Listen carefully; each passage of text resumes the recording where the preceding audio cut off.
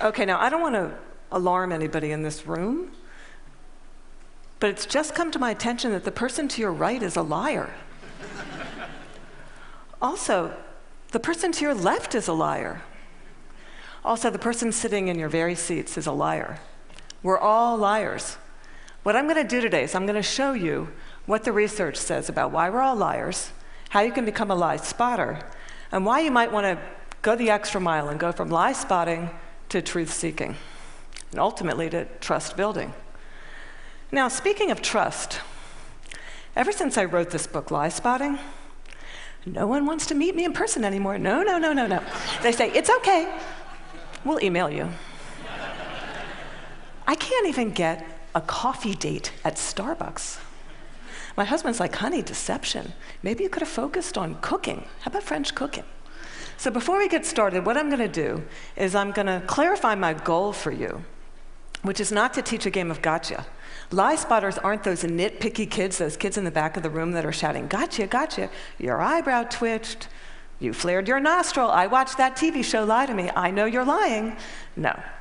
Lie spotters are armed with scientific knowledge of how to spot deception. They use it to get to the truth. And they do what mature leaders do every day. They have difficult conversations with difficult people, sometimes during very difficult times. And they start up that path by accepting a core proposition. And that proposition is the following: lying is a cooperative act. Think about it. A lie has no power whatsoever by its mere utterance. Its power emerges when someone else agrees to believe the lie. So I know it may sound like tough love, but look, if at some point you got lied to, it's because you agreed to get lied to. Truth number one about lying. Lying's a cooperative act. Now, not all lies are harmful. Sometimes we're willing participants in deception for the sake of social dignity, maybe to keep a secret that should be kept secret. We say, nice song. Honey, you don't look fat in that, no.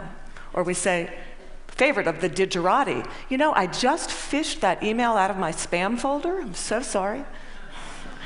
But there are times when we are unwilling participants in deception, and that can have dramatic costs for us.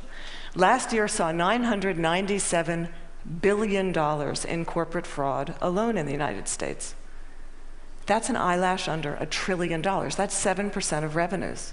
Deception can cost billions. Think Enron, Madoff, the mortgage crisis, or in the case of double agents and traitors like Robert Hansen or Aldrich Ames, lies can betray our country. They can compromise our security. They can undermine democracy. They can cause the deaths of those that defend us. Deception is actually serious business. This con man, Henry Oberlander, he was such an effective con man, British authorities say he could have undermined the entire banking system of the Western world. And you can't find this guy on Google. You can't find him anywhere. He was interviewed once, and he said the following. He said, look, I've got one rule. And this was Henry's rule. He said, look, everyone is willing to give you something. They're ready to give you something for whatever it is they're hungry for. And that's the crux of it. If you don't want to be deceived, you have to know, what is it that you're hungry for? And we all kind of hate to admit it. You know, we kind of wish we were better husbands, better wives, smarter, more powerful, taller, richer, the list goes on. Lying is an attempt to bridge that gap, to connect our wishes and our fantasies about who we wish we were, how we wish we could be, with what we're really like. And boy, are we willing to fill in those gaps in our lives with lies. On a given day, studies show that you may be lied to anywhere from 10 to 200 times. Now, granted, many of those are white lies. But in another study, it showed that strangers lied 3 times within the first 10 minutes of meeting each other. Now, when we first hear this data, we recoil. We can't believe how prevalent lying is. We're essentially against lying. But if you look more closely, the plot actually thickens. We lie more to strangers than we lie to coworkers. Extroverts lie more than introverts. Men lie 8 times more about themselves than they do other people. Women lie more to protect other people. If you're in an average married couple, you're going to lie to your spouse in 1 out of every 10 interactions. Now, you may think that's bad. If you're unmarried, that number drops to 3. Lying's complex. It's woven into the fabric of our daily and our business lives. We're deeply ambivalent about the truth. We parse it out on an as-needed basis, sometimes for very, very good reasons, and other times just because we don't understand the gaps in our lives. That's truth number 2 about lying. We're against lying, but we're covertly for it in ways that our society has sanctioned for centuries and centuries and centuries. It's as old as breathing.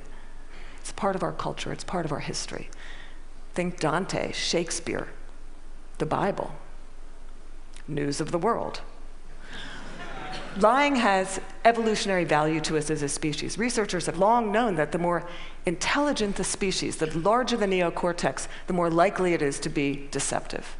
Now, you might remember Coco. Does anybody here remember Coco the gorilla, who was taught sign language? Coco was taught to communicate via sign language. Here's Coco with her kitten. It's her cute little fluffy pet kitten. Coco once blamed her pet kitten for ripping a sink out of the wall. We're hardwired to become leaders of the pack. It starts really, really early. How early? Well, babies will fake a cry, pause, wait to see who's coming, and then go right back to crying. 1-year-olds learn concealment. 2-year-olds bluff. 5-year-olds lie outright. They manipulate via flattery. 9-year-olds, masters of the cover-up. By the time you enter college, you're going to lie to your mom in 1 out of every 5 interactions. By the time we enter this work world, and we're breadwinners, we enter a world that is just cluttered with spam, fake digital friends, partisan media, ingenious identity thieves, world-class Ponzi schemers, a deception epidemic. In short, what one author calls a post-truth society. It's been very confusing for a long time now. What do? Well, there's steps we can take to navigate our way through the morass. Trained lie spotters get to the truth 90% of the time. The rest of us, we're only 54% accurate. Why is it so easy to learn? Well, they're good liars and they're bad liars. They're no real original liars. We all make the same mistakes. We all use the same techniques. So what I'm going to do is I'm going to show you 2 patterns of deception, and then we're going to look at the hot spots and see if we can find them ourselves. We're going to start with speech. I want you to listen to me. I'm going to say this again. I did not have sexual relations with that woman, Miss Lewinsky. I never told anybody to lie, not a single time, never. These allegations are false, and I need to go back to work for the American people. Thank you. Okay, what were the telltale signs? Well, first we heard what's known as a non-contracted denial. Studies show that people who are overdetermined in their denial will resort to formal rather than informal language. We also heard distancing language, that woman. We know that liars will unconsciously distance themselves from their subject using language as their tool. Now, if Bill Clinton had said, well, to tell you the truth, or Richard Nixon's favorite, in all candor, he would have been a dead giveaway for any lie spotter that knows that qualifying language, as it's called, qualifying language like that, further discredits the subject. Now, if he had repeated the question in its entirety, or if he had peppered his account with a little too much detail, and we're all really glad he didn't do that, he would have further discredited himself. Freud had it right. Freud said, look, there's much more to it than speech. No mortal can keep a secret. If his lips are silent, he chatters with his fingertips, and we all do it. No matter how powerful you are, we all chatter with our fingertips. I'm going to show you Dominique Strauss-Kahn with Obama, who's chattering with his fingertips.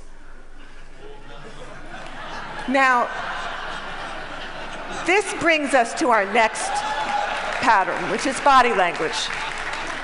With body language, here's what you got to do. You really got to just throw your assumptions out the door. Let the science temper your knowledge a little bit. Because we think liars fidget all the time. Well, guess what? They're known to freeze their upper bodies when they're lying. We think liars won't look in the eyes. Well, guess what? They look you in the eyes a little too much just to compensate for that myth. We think warmth and smiles convey honesty, sincerity, but a trained lie spotter can spot a fake smile a mile away. Can you all spot the fake smile here? You can consciously contract the muscles in your cheeks. But the real smile is in the eyes. The crow's feet of the eyes, they cannot be consciously contracted, especially if you overdid the Botox. Don't overdo the Botox. Nobody will think you're honest. Now we're going to look at the hot spots. Can you tell what's happening in a conversation? Can you start to find the hot spots to see the discrepancies between someone's words and someone's actions? Now, I know it seems really obvious, but when you're having a conversation with someone that you suspect of deception, attitude is by far the most overlooked but telling of indicators. An honest person is going to be cooperative. They're going to show they're on your side. They're going to be enthusiastic. They're going to be willing and helpful in getting you to the truth. They're going to be willing to brainstorm, name suspects, provide details. They're going to say, hey, maybe it was those guys in payroll that forged those checks. They're going to be infuriated if they sense they're wrongly accused throughout the entire course of the interview, not just in flashes. They'll be infuriated throughout the entire course of the interview. And if you ask someone honest, what should happen to whoever did forge those checks? An honest person is much more likely to recommend strict rather than lenient punishment. Now, let's say you're having that exact same conversation with someone deceptive. That person may be withdrawn, look down, lower their voice, pause, be kind of herky-jerky. Ask a deceptive person to tell their story. They're going to pepper it with way too much detail in all kinds of irrelevant places. And then they're going to tell their story in strict chronological order. And what a trained interrogator does is they come in, and in very subtle ways, over the course of several hours, they will ask that person to tell their story backwards. And then they'll watch them squirm and track which questions produce the highest volume of deceptive tells. Why do they do that? Well, we all do the same thing. We rehearse our words, but we rarely rehearse our gestures. We say yes, we shake our heads no. We tell very convincing stories, we slightly shrug our shoulders. We commit terrible crimes, and we smile at the delight in getting away with it. Now, that smile is known in the trade as duping delight, and we're going to see that in several videos moving forward, but we're going to start, for those of you that don't know him, this is presidential candidate John Edwards, who shocked America by fathering a child out of wedlock. We're going to see him talk about getting a paternity test. See now if you can spot him saying yes while shaking his head no, slightly shrugging his shoulders, lots of I'd be happy to participate in one. I know that it's not possible that this child could be mine because of the timing of events, so I know it's not possible. Happy to take a paternity test and would love to see it happen. Are you going to do that soon? Is there somebody that you can't? I'm only one side. I'm only one side of the test, but I'm happy to participate in one. Okay, those head shakes are much easier to spot once you know to look for them. Now, there are going to be times when someone makes one expression while masking another that just kind of leaks through in a flash. Murderers are known to leak sadness. Your new joint venture partner might shake your hand, celebrate, go out to dinner with you, and then leak an expression of anger. And we're not all going to become facial expression experts overnight here, but there's one I can teach you that's very dangerous and that's easy to learn, and that's the expression of contempt. Now, with anger, you've got two people on an even playing field. It's still somewhat of a healthy relationship, but when anger turns to contempt, you've been dismissed. It's associated with moral superiority, and for that reason, it's very, very hard to recover from. Here's what it looks like. It's marked by one lip corner pulled up and in. It's the only asymmetrical expression, and in the presence of contempt, whether or not deception follows, and it doesn't always follow, look the other way, go the other direction, reconsider the deal, say, no, thank you, I'm not coming up for just one more nightcap, thank you. Science has surfaced many, many more indicators. We know, for example, liars will shift their blink rate, point their feet towards an exit.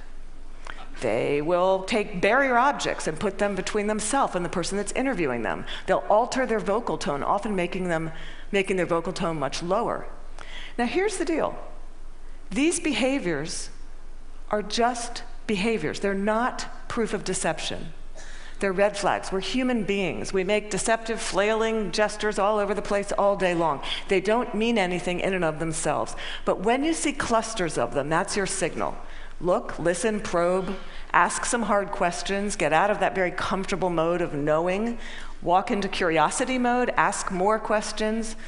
Have a little dignity. Treat the person you're talking to with rapport. Don't try to be like those folks on Law and Order and those other TV shows that pummel their subjects into submission. Don't be too aggressive. It doesn't work. Now, we've talked a little bit about how to talk to someone who's lying and how to spot a lie. And as I promised, we're now going to look at what the truth looks like. And I'm going to show you two videos. Two mothers, one is lying, one is telling the truth. And these were surfaced by researcher David Matsumoto in California. And I think they're an excellent example of what the truth looks like. This mother, Diane Downs, shot her kids at close range, drove them to the hospital while they bled all over the car, claimed a scraggy-haired stranger did it. And you'll see when you see the video, she can't even pretend to be an agonizing mother. What you want to look for here is an incredible discrepancy between horrific events that she describes and her very, very cool demeanor. And if you look closely, you'll see duping delight throughout this video. But at night, when I close my eyes, I can see Christy reaching her hand out to me while I'm driving, and the blood just keep coming out of her mouth. And that, maybe it'll fade too with time, but I don't think so. That haunts me the most.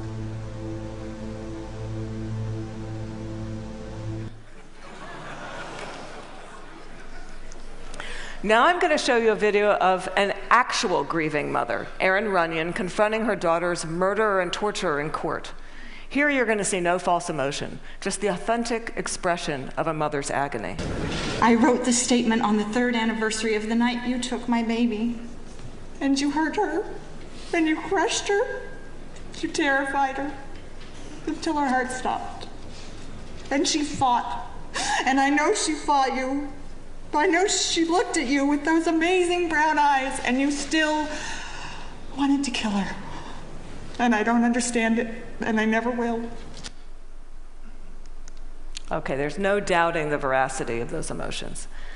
Now, the technology around what the truth looks like is progressing on, the science of it. We know, for example, that we now have specialized eye trackers, infrared brain scans, MRIs that can decode the signals that our bodies send out when we're trying to be deceptive.